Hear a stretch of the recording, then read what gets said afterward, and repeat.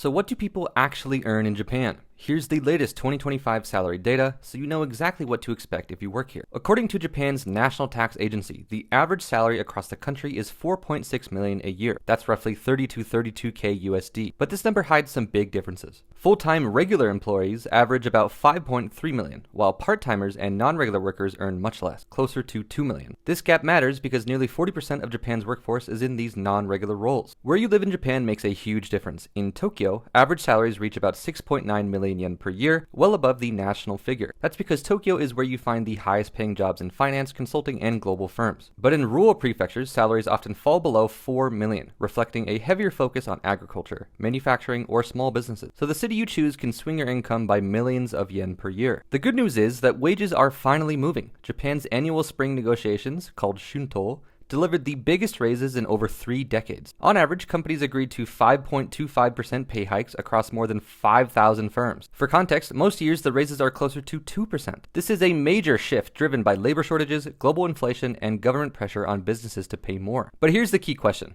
Do those raises actually help when prices are rising? For much of 2023 and 2024, real wages, meaning income adjusted for inflation, were falling. But in July 2025, real wages finally rose by 0.5% year on year, thanks to stronger base pay and summer bonuses. It's small, but it's the first sign in years that pay is really catching up to living costs. Raising wages isn't just a nice to have, it's government policy. Under Prime Minister Kishida's new capitalism agenda, the goal is for household disposable income to rise not from tax cuts, but from wages that consistently outpace inflation. That's why Tokyo is pressuring big firms to set an example with strong pay raises, hoping smaller companies will follow. So here's a snapshot. Average salaries sit at 4.6 million. Tokyo hit 6.9 million. 2025 saw record raises and real wages are finally climbing. The big question is, would that be enough for you to make the move? What salary would make Japan a yes for you, and which city would you pick?